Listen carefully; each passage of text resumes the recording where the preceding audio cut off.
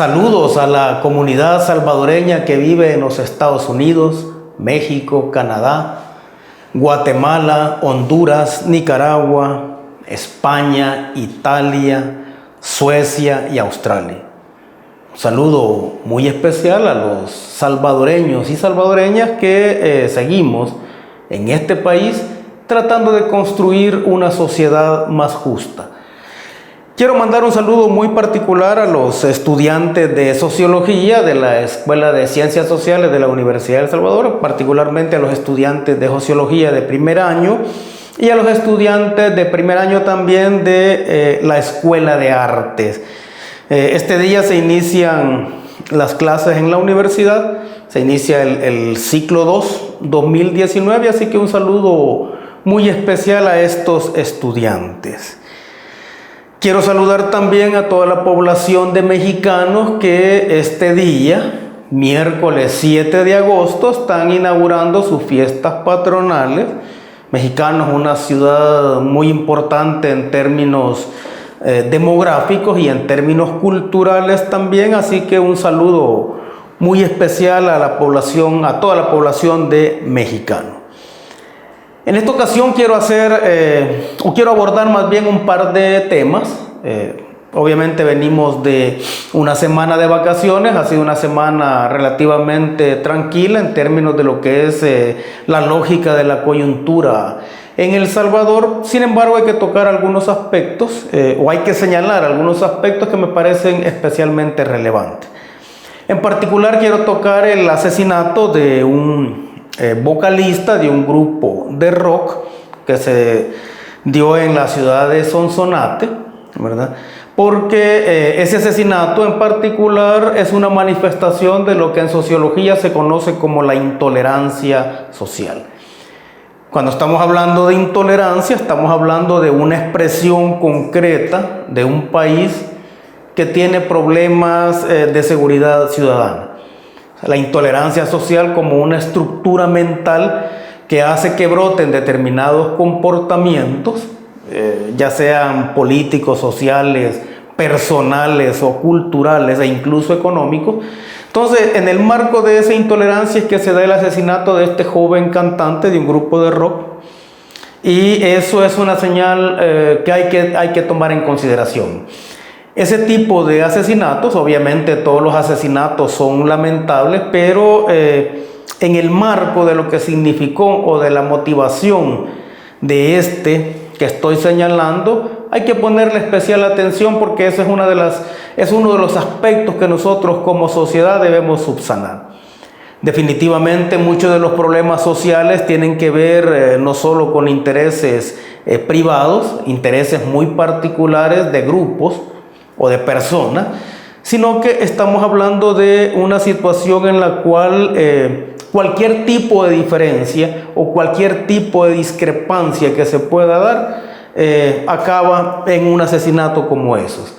De lo que estamos hablando acá es de un aspecto que hay que resolver, y es el aspecto de la impunidad. Obviamente la intolerancia como tal se va a expresar o se expresa en una sociedad en la medida en que la impunidad reina en ese lugar. Si no existiera la impunidad, todas las personas pensarían muy bien sus actos. Sin embargo, nosotros venimos de una coyuntura en la cual la violencia y la impunidad han sido los gendarmes de la gobernabilidad en este país. Entonces, señalo que es un hecho muy lamentable ese asesinato del joven cantante. Es más, el grupo al cual pertenecía el joven expresó a través de las redes sociales que se iban a desintegrar como tal. Y entonces esos son aspectos que hay que señalar. Obviamente estamos hablando de un momento muy particular en la historia de El Salvador, en el cual estamos tratando como sociedad de construir una nueva situación a partir de los resultados electorales que se dieron en febrero de 2019. Y precisamente de eso quiero hablar, de cómo hemos venido viviendo distintos momentos a partir de febrero de 2019, digamos que de febrero de 2019 hasta antes de la toma de posesión del nuevo gobierno podemos hablar de un primer momento, y del 1 de junio, que es cuando toma posesión el presidente Nayib Bukele, podemos hablar de otro momento. En el caso particular del primer momento, podríamos definir ese momento como el momento del hartazgo. Es decir, una población que se hartó así de la lógica política que venía viviendo, una población que dijo basta ya al bipartidismo, a la corrupción, a la impunidad, a la violencia social, y en febrero de 2019 se dan unos resultados electorales que podríamos decir son una expresión concreta de ese hartazgo de la población. En este momento, o ese primer momento, estamos hablando de la creación de las condiciones subjetivas en la población para tratar de cambiar la situación en el país. Ese es un primer momento, ¿no? Un momento en el cual la gente que ya no soporta la situación tal cual está, la gente que usa una serie de medios alternativos para poder expresarse, para poder organizarse y para poder tomar decisiones, logra que los resultados electorales sean distintos a los que se venían teniendo en los últimos 30 años. Entonces ese es un primer momento, es el momento del hartazgo, el momento de las condiciones subjetivas, el momento en el cual la población así derrotó política, electoral, cultural e intelectualmente a los dos grandes partidos, Arena y FMLN. O sea, esa derrota a todo nivel de estos dos partidos abren, o son la culminación más bien de ese espacio de hartazgo, y entre lo que fueron los resultados de febrero de 2019 hasta la toma de posesión del nuevo gobierno, lo que se vinieron generando son una serie de expectativas en torno a cómo se podría generar una nueva situación en el país. El segundo momento que estamos viviendo es el momento a partir de la toma de posesión del presidente Nayib Bukele hasta la actualidad. No estamos hablando de alrededor de 69 o 70 días. Obviamente este espacio ya no es el espacio del hartazgo, sino que es el espacio o el momento de las expectativas.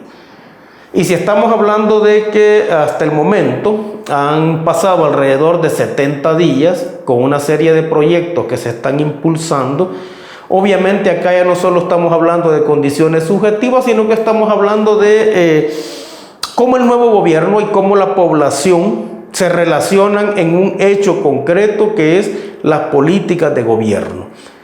Hay una serie de acciones que se están impulsando que de alguna forma van a determinar posteriormente la forma en cómo este país se va a desarrollar, y en ese momento es en el que estamos, ¿no? Estamos hablando de 70 días más o menos de gobierno, estamos hablando de cómo se está creando un nuevo imaginario en la población, un imaginario que aparentemente está desligado de los aspectos ideológicos, aunque no es así. Pero en todo caso estamos hablando de un nuevo imaginario en el cual la población siente que puede diseñar, de acuerdo a sus propios intereses, un nuevo país. A eso se le conoce como imaginario, ¿no? O sea, cómo las personas imaginan su presente e imaginan su futuro. Entonces, estamos en el momento de la creación de ese nuevo imaginario. Estamos en el momento en el cual se trata de consolidar, o se va a tratar de consolidar, lo que se conoce como la nueva personalidad social. Y esa nueva personalidad social tiene que ver mucho con todos los vicios del pasado, en función de terminar con ellos y tratar de construir lo que serían los nuevos valores de una sociedad distinta, ¿no? Entre esos vicios del pasado obviamente tenemos la intolerancia, ¿no? Y traigo de nuevo a colación el asesinato de este joven cantante. Entonces ese tipo de aspectos de la personalidad social que hasta antes nos han venido caracterizando como sociedad son los que hay que tratar de terminar. Y lo otro es el comportamiento colectivo. Es decir, estamos hablando de un segundo momento que es producto, digamos, de la gestión del presidente Nayib Bukele, Este segundo momento en el cual se están impulsando proyectos, se están generando expectativas, se está tratando de generar una nueva forma de hacer las cosas, y a todo eso se le conoce como comportamiento colectivo. Un comportamiento colectivo que también debe estar en el marco de lo que es la tolerancia. Como ejemplo podemos poner este espacio que nos brinda TVX, ¿no? Aquí tenemos un espacio, se llama plataforma, hay 5 opciones de análisis, y obviamente las personas que ven el programa no van a estar de acuerdo con todos los analistas, ¿no? O van a tener a un analista en particular que les parece el mejor. Sin embargo, lo importante de la acción, lo importante de este espacio que brinda TVX es que la población tiene acceso a distintas perspectivas de análisis. Y si no nos parece una, pues obviamente nos puede parecer la otra. Pero en el marco de la tolerancia yo creo que esa es la mejor forma de ir construyendo no solo ese comportamiento colectivo con nuevos valores, sino que también de ir construyendo la cultura política democrática en el país. En este segundo momento, ya el momento de la gestión del presidente Nayib Bukele, obviamente lo que estamos observando también es una lógica de trabajo distinta de los funcionarios. En un sondeo así muy general que hice en este periodo, aprovechando las vacaciones de agosto, logré consultar con algunas personas que trabajan en distintas carteras de Estado, y en el caso particular de 2 de ellas, me dijeron que la persona que ha llegado al frente de esa cartera de Estado está haciendo las cosas distintas. Y lo más importante es que al menos en un par de esas carteras se está exigiendo más trabajo del que se tenía antes. Y eso es una buena noticia, ¿no? Porque obviamente nosotros somos un país que tiene una enorme cantidad de problemas a los cuales hay que echarles el hombro, hay que poner mucha mente para tratar de resolverlo. Entonces teníamos el caso de, por ejemplo, la Fiscalía General de la República o la Procuraduría General de la República, en los cuales algunos trabajadores incluso tienen que llevar a cabo sus labores los días sábados o tienen reuniones los días sábados para poder salir con todo el trabajo. Y esa es una buena noticia porque al menos la gente está percibiendo que se tiene una dinámica de trabajo distinta a la que se tenía antes, ¿no? Lo otro es el cambio, o los primeros visos de cambio que nosotros podemos observar en la lógica política. Obviamente el comportamiento de la Asamblea Legislativa, que es el órgano del Estado que es más auscultado por la población, la lógica política al interior de la Asamblea Legislativa parece que está teniendo algún tipo de cambio. Muchos señalan que esos cambios que se están dando en la Asamblea Legislativa, obviamente los diputados lo que están tratando de hacer es de garantizar su elección en 2021, ¿no? En todo caso, estamos hablando de un cambio, al menos un cambio bastante leve, pero cambio al fin en la lógica política de la Asamblea Legislativa. Y estamos observando también algún tipo de cambio en la lógica de lo que se conoce como la crisis de la seguridad ciudadana. El plan de control territorial está, según datos del gobierno, está dando su resultado. Y lo importante es acá no perder de vista que ese control territorial, y lo voy a repetir, ese control territorial que en este momento demanda la presencia tanto de la Policía Nacional Civil como del Ejército, ese control territorial debe ser pasado después a la propia población. Si hacemos eso, la lógica de la seguridad ciudadana va a cambiar en este país. Y lo otro que podemos señalar es cómo construir o cómo el nuevo gobierno, el gobierno del presidente Nayib Bukele, debe construir en estos meses el escenario más propicio para que sus distintos planes y programas tengan los frutos esperados de acá al final de su gestión. Y acá en particular me voy a referir a 2 cosas. En primer lugar, cuando se den las elecciones de 2021, me parece a mí que es una urgencia de nación cambiar a la inmensa mayoría de diputados. Necesitamos diputados de otro tipo, necesitamos diputados que tengan una lógica de pensamiento no solo más fresca, sino que una lógica de pensamiento más creativa. Necesitamos diputados que cambien la lógica política en este país.